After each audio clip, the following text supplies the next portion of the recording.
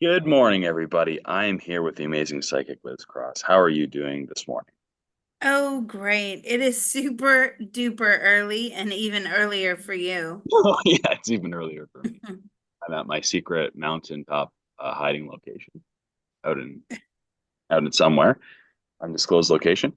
But yeah, we're gonna do a probe on the weight loss drugs Ozempic and tirzepatide. I can't how you say that. It's Trizepatide.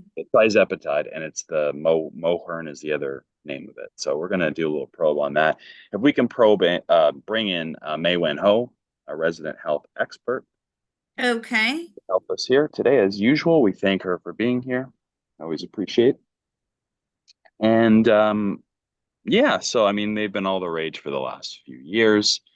They absolutely do, take the weight off for sure. There's no question about that. But what we're concerned about is side effects. So there's a study that actually came out July that showed that Ozempic can make you go blind. So on my screen here, I'm sure you can see that. Um, so the two uh, weight loss drugs sold as Ozempic and Wegovy, I guess it's an alternative version of it, maybe from a different company. They did a study that reveals a link to a serious eye condition called non-arteritic anterior ischemic optic neuropathy, which is a mouthful. Um, and people with diabetes were found four times more likely to develop this condition, unfortunately, when taking this medication. The other big thing, so let's just start there because I have other things to address as well. But let's just start Oh, with yeah. that. So can we ask Mei It's, Wen Ho, yeah. is there a link between these drugs and going blind? Ooh, God. Oh, dear. This is where we're starting.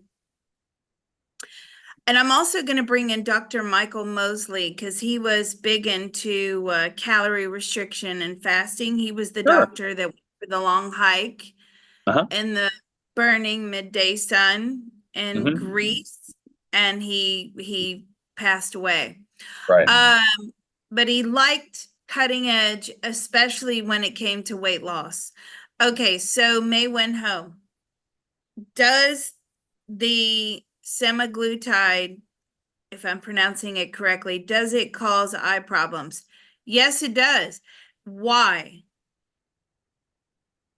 Well, It damages the nerve, she says. Okay, but why? What is it that's causing the damage? well, I mean, Ozempic, obviously there's a major effect in the gut, but the same receptors are all over the brain, and the brain is tightly connected to vision. Like the vision system is the brain basically, right? It's all the Mm. same system when you look at it that way. So I mean, on Okay, looking at it that like that. so let's ask this question. Is it rewiring the brain? On many levels, yes. And is it also rewiring other parts of the body? Exactly. Is it because it's trying to rewire indiscriminately and unintelligently? Is it because it's trying to rewire other receptors, other nerves that should otherwise not be tampered with? Yes, and she said that are in close proximity of the brain. Right. Yeah, it makes sense. I mean, this is not like an intelligent drug that's going in there and working. It's designed for a specific purpose to kind of go in and blanket shut off these receptors, um, or mask these receptors. So you're not going to have the precision of, in nature, there are substances that, will intelligently interact with our bodies and work on them. They're called adaptogens. So this is a far cry from an adaptogen, being a pharmaceutical drug. Um, Okay, so the next thing that I want to talk about, obviously that's not good, it's been reported now that 70% of people that take it, if they stop taking it, then all their weight comes back. So that means that they have to take it for the rest of their life if they want the Is effects. is that true at the moment? Is it 70%? It's actually a lot lower than that. That seems to be a false statistic put out Okay. by the drug company, by their own personal research to Studies. keep people on the drug long term. It should Oh, not be right. taken long term, is what she's telling me. These Oh, are yeah. her personal thoughts, feelings, and opinions. And of course, we are not doctors here. We're just probing psychic information. Yeah. Yeah. And I'm just citing studies like personally that have already been like this is all information that I'm citing that's already out there in the public. So it's just data. You guys can look at it yourselves and make your own decisions from it. Um, They want you on it for the oh yeah, rest of your life. but But yeah, that's that's how they make dangerous. money, right? I mean, the pharmaceutical companies are not there to, you know, really help people improve their health. They're there to make money. There is something called the pharmaceutical industrial complex, and there's many. I mean, you guys can find this information on your own. There's many whistleblowers, documentaries that have interviewed, pharmaceutical representatives, people that work at pharmaceutical companies, and they've spilled beans that, the dark side of this, which is most of what it is. That they're there to make money and they're there to keep people sick, unfortunately. And that's my opinion going off of the data that I've seen, and other people have to come to that conclusion on their own, obviously. But that's my viewpoint on it. Um, and so, I learned this from a very young age because I was very involved in health and wellness, and I got to see that firsthand, the effects of the pharmaceuticals on people and what it does to them. And, you know, unfortunately, that they're there on them for life in most cases. Unfortunately, it's not like ideally there's something that you need to use and you use it temporarily, and then you have limited side effects from it. A lot of these things are designed to kind of keep you there. Um, Okay, so the other thing that I was interested in knowing is its effect. These drugs, how do they affect the endocrine system, which is producing all of your hormones, which Oh, this the does. endocrine system. Endocrine, yeah, endocrine. Sorry, I always say I things know weird. it's early. I know it's early. It's very early for Yeah. Mr. Photon, Oh my like God. ridiculous. Yeah, the endocrine system. So there is a theory that these would affect.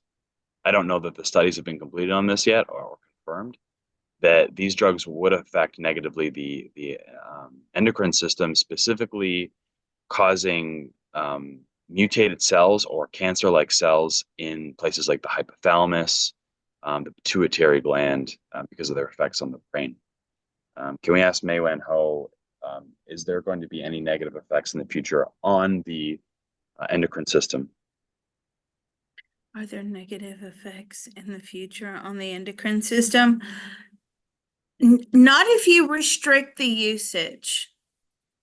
It's really what is or seems to be the problem is prolonged use. Okay.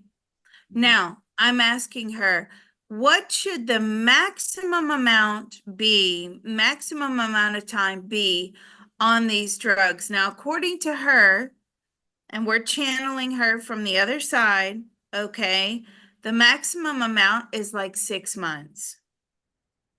Okay. You have to come off of it, she says.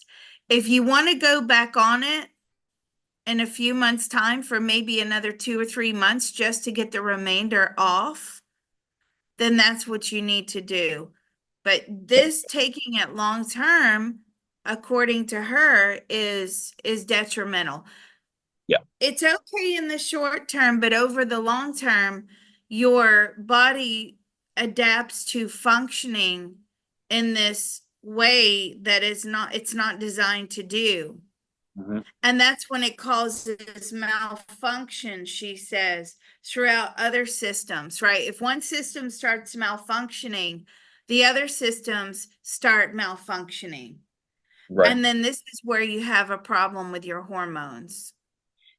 Yes. So anytime that with hormones, it's tricky because when your body produces something naturally, and a lot of the things that it's affecting, it's producing internally, the hormones, like hunger hormone, like ghrelin would be an example, or different things. Um, if you give your body the thing that it naturally produces, it will stop producing it, right? If you do that over a long enough period of time.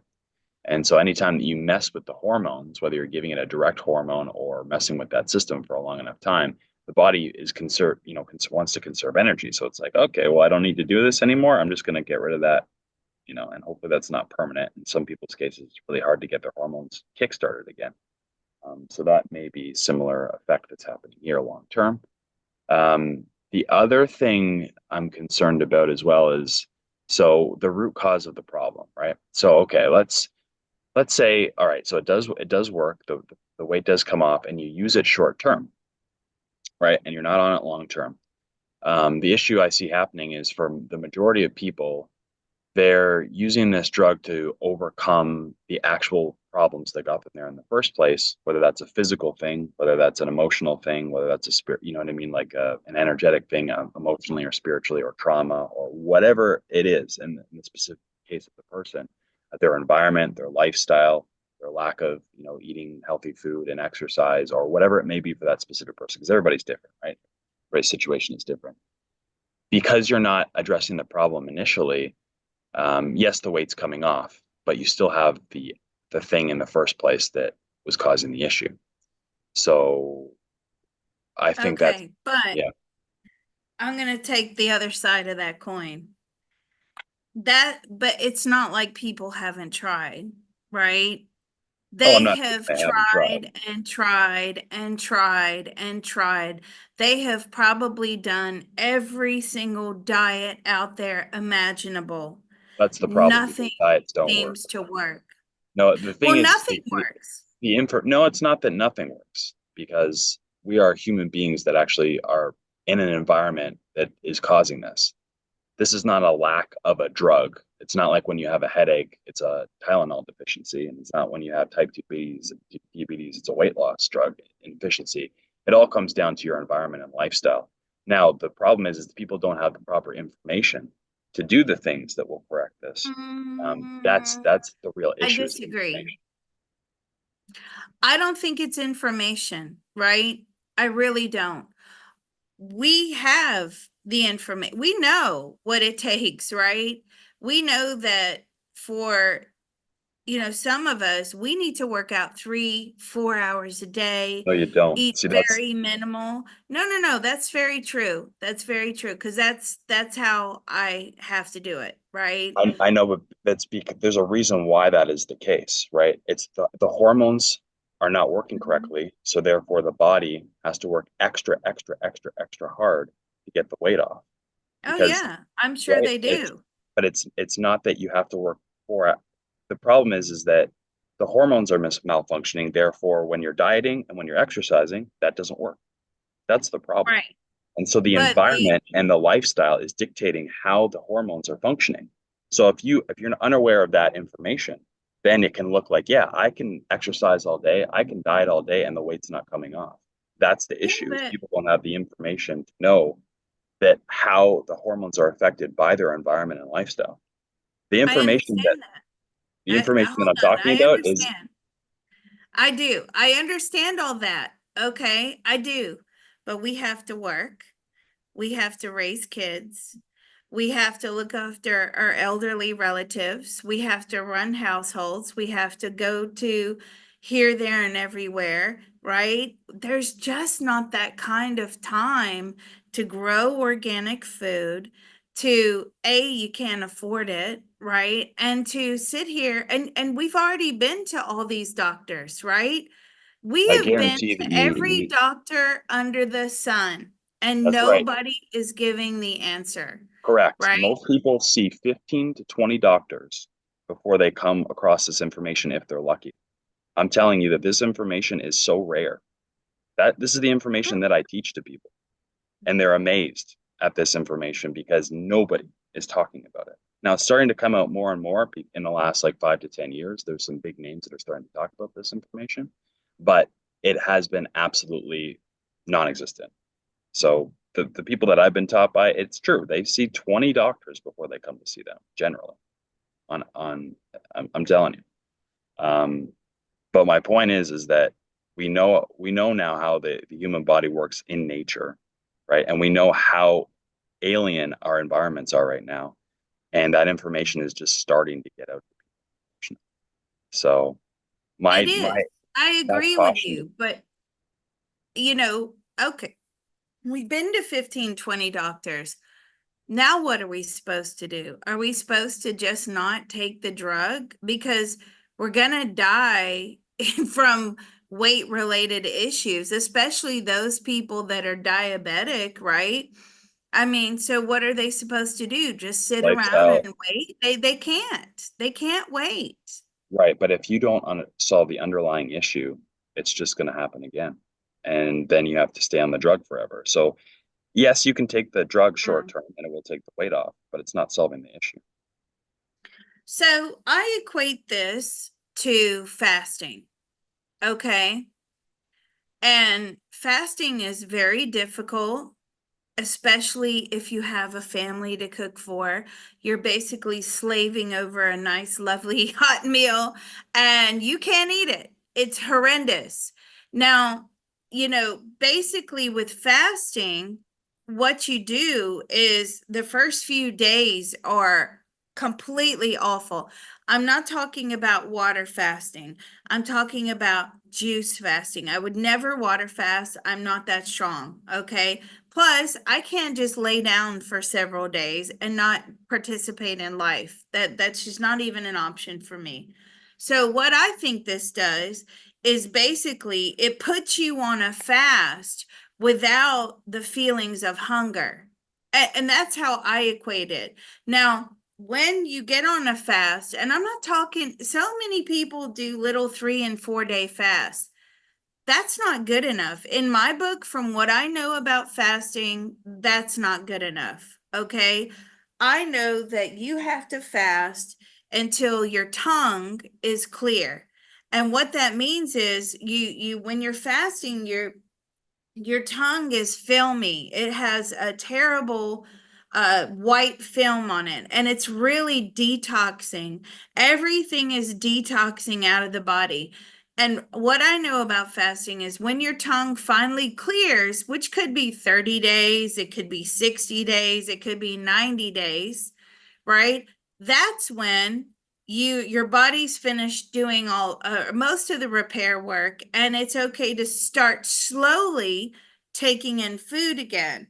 Now, what I did is, and I've talked about it before, I did a long-term fast for 5.5 months, and I would have gone a lot longer, but for the fact that I had to travel for work. I actually had a case that I had to work on, psychic detective work back in the day. And, I can't just go traveling and, you have to eat, right? Because where I was, there was no juice bars, right? So, I had to break the fast. But because I was on that fast for such a long time, I realized several things. I don't need that much food to survive. I retrained my brain to not, because I was juice fasting. So I was just taking in the nutrients from the juice, not the fiber, just the nutrients. And my body really learned to say, you know what? I've been running so good for so long. I don't want all that junk anymore. So I think if you deal with this like a juice fast, right? So I'm not saying take this and then, eat half of a hamburger as opposed to a whole hamburger, but if you use it as an opportunity to switch gears and go really all, leafy greens, maybe even vegan, maybe you want to do like juice fasting. And if you do that whilst taking this, I bet that you can come out the other side. You're healthier, you're slimmer, you feel good.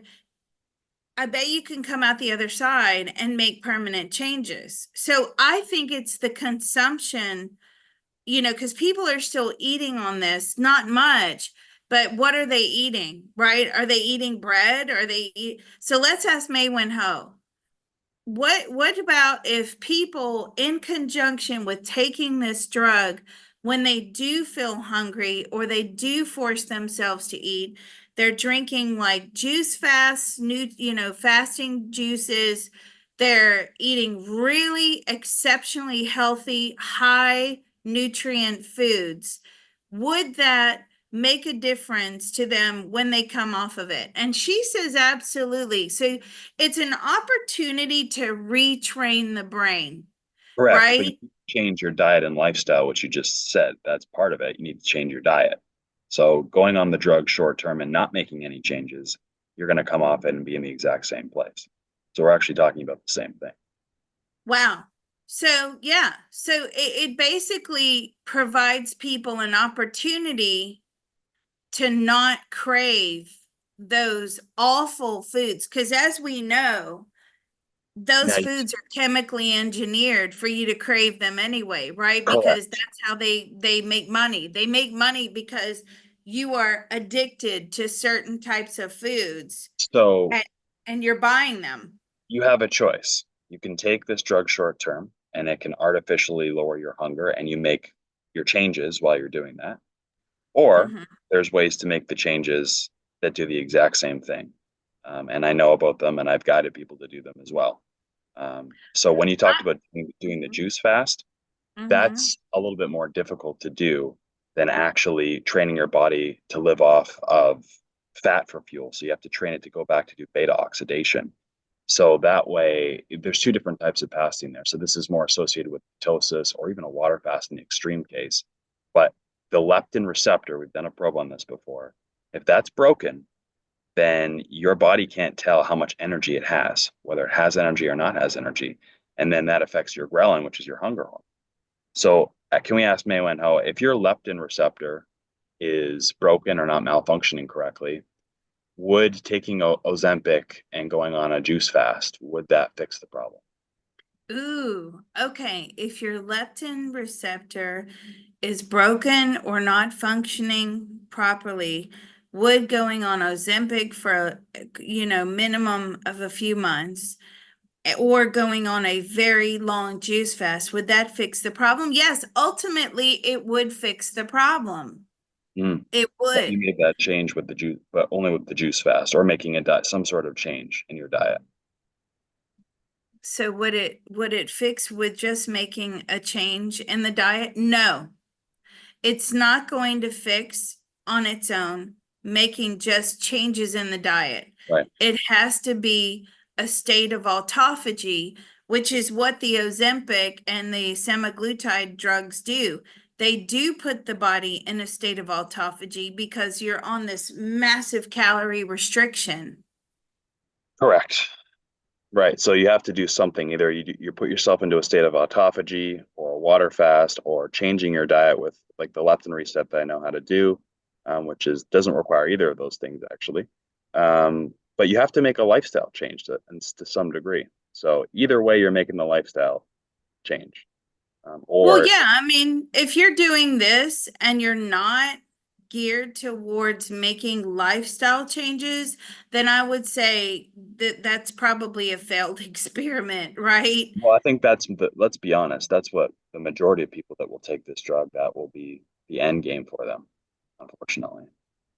And that's, as soon as they come off it, they will gain the weight back on eventually once they get back into the same environmental lifestyle that they've always had. Um, but So yeah, what's not being taught, May Wen Ho says, it's just like here's the drug, right? yes, exactly. It's not sort of a plan that goes along with it to break you of this, in her words, not mine, food addiction, right? Correct. This Yeah. this food problem. And I it can mean, also as a be, society, we do eat far more than we should be eating. I mean, it's absolutely ridiculous. And our food is calorie dense, but not nutrient dense well, now. it's all, This is it's what toxic she's food. saying. It's not real food anymore. So if you're eating anything that comes out of a box or has a label on it, it's not real food, right? It's been processed. It's outside of the food web of nature. It's not Mm. programmed by the sun anymore. But the other side of this equation, we've been talking about the physical. What about the emotional, spiritual? So what if it in the case, and I think for most people, that are trying to diet, there's a component there as well that, the addiction to the food, there's the physical component, but also the energetic component as well. So that has to be also addressed in those cases, correct? Along with So, sorry, let's ask her. So what about the emotional component? Well, it's a way to process emotions, actually. You start feeling better about yourself. You're processing emotions. You're throwing out. It's almost like with the with the weight loss, you're throwing out dark emotions too. Now, the problem is, she says, and as we know, and I'm agreeing with her when she says this, emotions are in layers, right? And there's Mhm. many layers to a problem. Right. And as you're peeling off the upper layers of your problems, then the bigger layers start to come through. And this is what causes depression. Okay. So there have been reports about this drug causing people to feel depressed. And what it is it's allowing for these larger layers of deep, dark emotions to come up. When we do the CTT, you can feel the energy moving out of your body, right? And it often gets stuck in the throat and the chest area. And we have to find what that is. That's, the resistance. Why is there resistance to letting go of this emotion? What is it? What are we not hitting to get rid of it once and for all? But, the problem with this is when those emotions are rising up, people aren't equipped to deal with them. And so, therefore, because of their emotional state, they often have to stop the use of the drug. Well, what happens?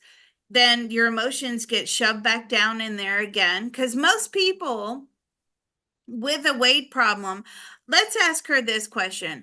Would you say that most people with a weight problem bury their emotions? Absolutely, she says. So, at what percentage? About 90% of people with a serious weight problem, they bury their emotions, right? Well, emotions will always manifest themselves in other ways, whether it's addictions or habits or food or alcohol, whatever it is, but it will always manifest itself in another way. And what we know about emotions are that they're energy forms that are trying to stay relevant. They have a consciousness, and we only discovered this a couple of weeks ago, that they have a consciousness of their own. And what they're trying to do is they're trying to survive just like every other consciousness out there. So they're wanting to grow and get bigger. And also because they're dark emotions, negative energy emotions, as opposed to positive energy emotions, they need a host and they want to manifest themselves into physical form. So they need you to keep feeding these emotions. Now, what we're getting from Mei Wen Ho is that she is saying that once you have to deal with these deep, dark emotions, you can't cope with them. So people blame it on the drug. It's actually not the drug at all. It's stuff rising to the surface. And she says then they come off the drug, they begin eating again, they bury their emotions. So Correct. another issue with this drug is they've got to learn and find a way to process their emotions. Now, we know a way. We're very blessed that we can process it through CTT. But how many people do we have coming to the group or tuning into CTT recordings every week? Maybe a couple of hundred in total altogether out of this big wide world. How many people are on Ozempic, right? Yeah. Millions of people. You Well, can't even get this stuff. It's like gold. how many people have these addictions related to food? Never mind just the people that are using Ozempic, right? This is a worldwide epidemic of depression, um, right? And so, I mean, that's what I'm saying. There has to be lifestyle and diet changes in order for this to have a permanent effect. Um, no, But not just lifestyle and diet. You have to have a way to process correct. difficult emotion. And Like, that's you in my know, definition, that would be part of it. yeah, it would. Yeah, that's changing your lifestyle, because you need to have a practice to be able to to handle the emotions, to process the energy. Okay, let's pause this and we'll make a part 2 of it because we have a lot more to cover. Oh, yeah, we do. God knows how many questions we have on this. So, for those of you, this is part 1. This is the free part on YouTube. We do have parts 2 and possibly many more parts to this probe. Those will be on the Patreon. That's patreon.com/remote viewing and beyond. And luckily for us, Mr. Photon, who's putting a lot of this together for us today, he has a tip jar that's in the comments, and he also knows a lot about health. So if you want to talk to Mr. Photon about health, please schedule a consult with him, and his email will be listed in the comments. It's always one of the top comments there. So thank you, Mr. Photon, and we'll see you guys on the Patreon. Thank you.